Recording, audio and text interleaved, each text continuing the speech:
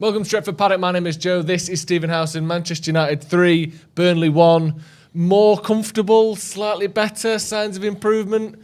What are you seeing after that? Because it wasn't vintage, but at least we weren't shitting ourselves with 5 minutes to go. How are you, Joe? I'm doing all right.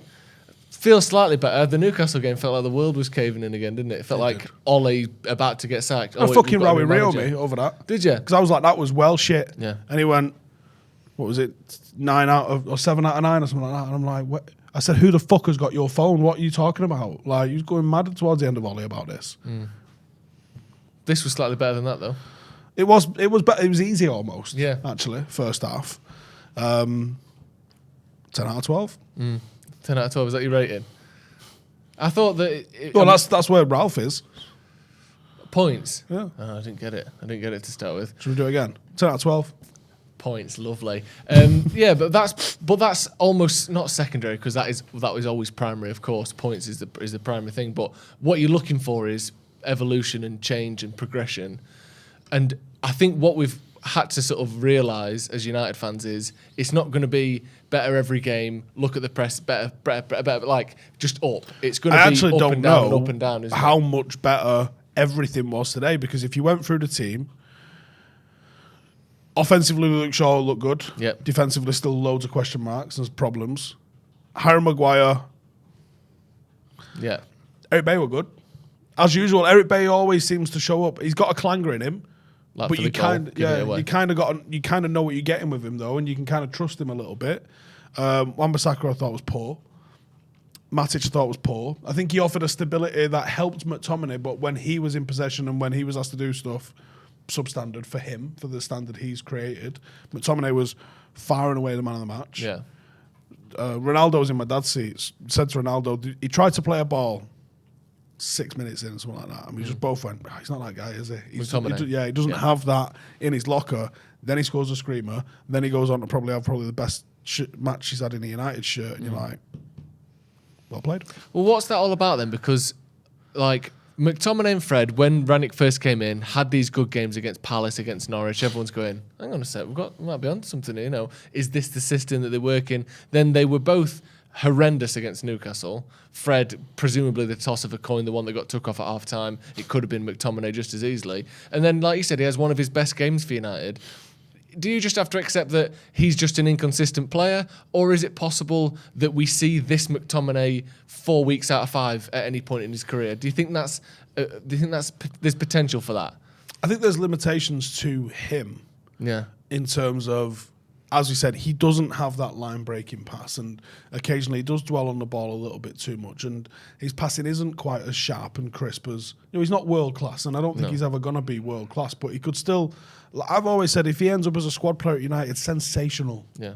Because that means you've got a genuine world-class player, and then 2 weeks out of every 5... McTominay fills in. That was Nicky Butt's role. That was Phil Neville's role. That was Darren Fletcher's role. Yeah. It's a perfectly acceptable role to have and a very much needed role in a team. And actually makes a lot of sense why he plays against Burnley with the sort of threats that Burnley are going to offer and the physicality. This is essentially like they try and drag you down to championship level and keep it a very much in the air, almost Aussie rule style game. Yeah. And... this might sound like a dig, and it might be on some level, but that suits McTominay a lot.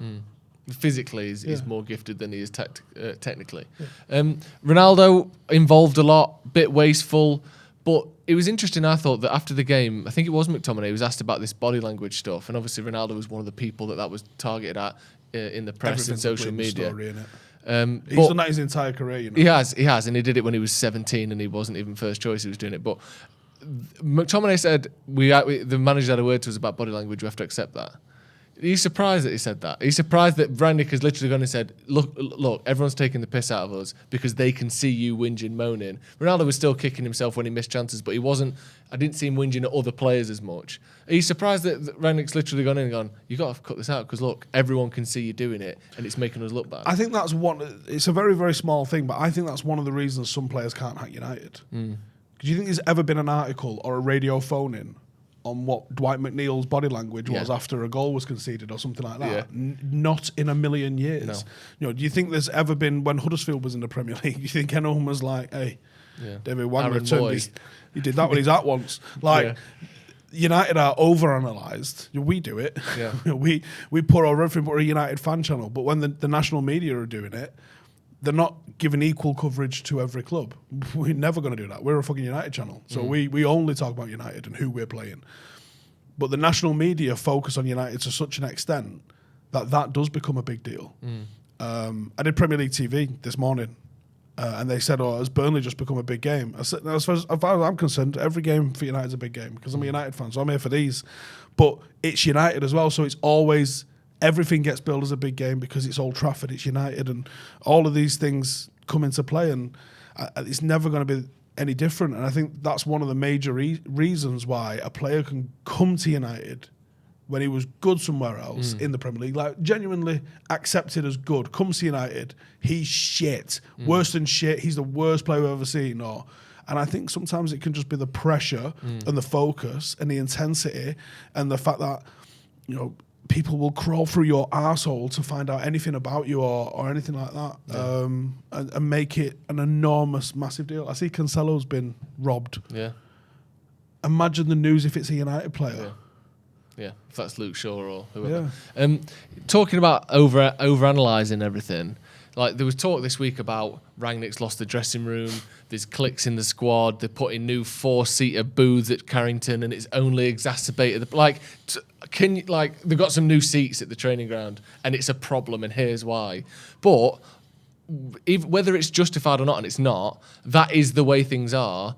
So there was a lot of pressure on Rangnick for this game, made some big changes. Obviously Bruno being dropped, he wasn't dropped, but he probably should have been, regardless of whether he was suspended or not. Rashford dropped, Wan-Bissaka, Shaw both back in.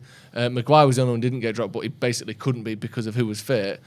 Do you think he did the right thing, Rangnick? Were you impressed by making quite a few big changes and actually, likes of Rashford and maybe switching people out? You find out if we get the double result on Monday. Yeah. Because ultimately that's all that matters. You can't win one and lose the other at United. You have to win both. So it's only half time really for this weekend's fixtures. So I'd say we'd have to talk about this on Monday night, whether he did the right thing or not.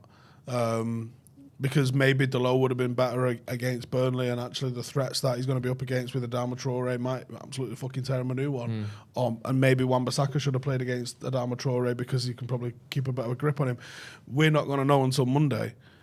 I think it's fair to say that he got away with a bit of a rotation for now. But again, has this yielded? And yeah, people are writing these fucking crazy articles. My impression of what's happened in the last 5 or 6 days is there's been an absolute desperation for United news from the tabloids because they've not had any on-field stuff to write about. They got a little bit with the Newcastle game and it was shit. So they couldn't really run anything that they wanted to run. There's a handful, probably half a dozen players that we all know should be looking at right moves right now in conjunction with a move to a new club. From Phil Jones, Lingard, Cavani looks like he's desperate to leave, Marshall, Pogba. There's so many players that futures aren't certain, and you could probably throw Matic and Juan Mata into the mix on that one as well. There might even be as many as 10 players that don't know what's going on. How hard do you think it is for one of them, Dean Henderson, to start talking to the papers? Donny, of course. Yeah. There's 10. Yeah. So how hard is it for one of those? Now, if you're looking at a leave somewhere that you're working and you're talking to someone in the press who can help influence these, or you're trying to pour a bit of gravy on how bad it is for you, do you think you're going to be like, Ralph's mint, I just want out? You're not. Are you going to go, oh no, the fucking dressing room's fucked, the team's fucked, this is fucked, I got to get out, man, I got to save myself, I'm a fucking good player. That's how these players are going to be thinking. So do you think the yarn that gets spun by the disgruntled player is the truth, or is it everything from woe is me perspective? And you know how selfish and what's it some of these players are.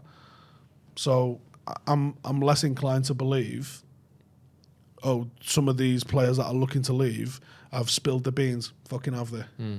Are you surprised? Not surprised. Are you optimistic at what we're seeing under Rangnick? Because not a great sample size. It seems like they've probably only trained maybe a dozen times in the last month due to the way things are. If that. So... that this is, I think I can fucking tell everyone now because this is how it's going down. They're training in 6s. Right. You can't do a single bit of shape work with 6. No. Not an 11-a-side game. To avoid spreading anything. So they're basically training in bubbles. So one lot's coming in at 10, one lot coming at like 12, and then 2, and then 4, or whatever. So they're not training together. So they're probably doing a little bit of fitness. They're probably doing loads of video work and a little bit of stuff like that. But they're not training together. So you're not going to see the sort of cohesive training that you would have hoped. I saw some people like, well, they've had 16 days off. Exactly. What the fuck have they been doing? As much as they can, believe me. Yeah. But like, what they can do is extremely limited because of the situation. Just look how many fucking games are getting called off. I'm surprised we've played 2 out of 2 so far this week. I'm still sceptical that the Wolves one even goes ahead. I've said all along, like, we're not going to get all 3 of these games played. Just a feeling I've had. Right. Be good if we do. But optimistic? I think it's still too early to say. The problem Ralph's got, and because these players are shitbags for the most part, absolute lack of characters, isn't there? Just shitbags. You wouldn't fucking trust them to do fuck all for you. Yeah, and the fact that, a lot of people say, take the armband off Maguire. If you point someone and go, all right, give it to who? It's either Ronaldo. Pogba. It's either Ronaldo or I don't know, generally speaking. Ronaldo. He's leaving next year. Yeah. De Gea. Yeah. He's tried to leave more times than a fucking Alcatraz escapee. Yeah, and he's been below average for 2 of the last 3 years. Like, there's not an obvious thing anywhere, really. Eric Bailly. Yeah. No. Just for a laugh. But yeah, there's a... Eric Bailly as captain might be the most genius, batshit crazy move ever. Go for it. Lovely. What could you lose? But I think the problem that Ralph's got is because he's only here for 6 months, allegedly, he's got to show an impact. And I don't think the impact has been as immediate as everyone would hoped it would be. And I don't think that any other performances have stood out as being actually even comparative to Ollie's first 4. No. Yeah. It's not actually been that much better, has it? But like I said, they've hardly trained. They've not played that much. So, still room for improvement, obviously. Right, that's going to be all. Thank you, Steve, for joining us. Thank you for joining us at home. Get your thoughts in on the game in the comments below. Is it, just a bit of a false dawn, or are things improving for Manchester United? See you in a bit.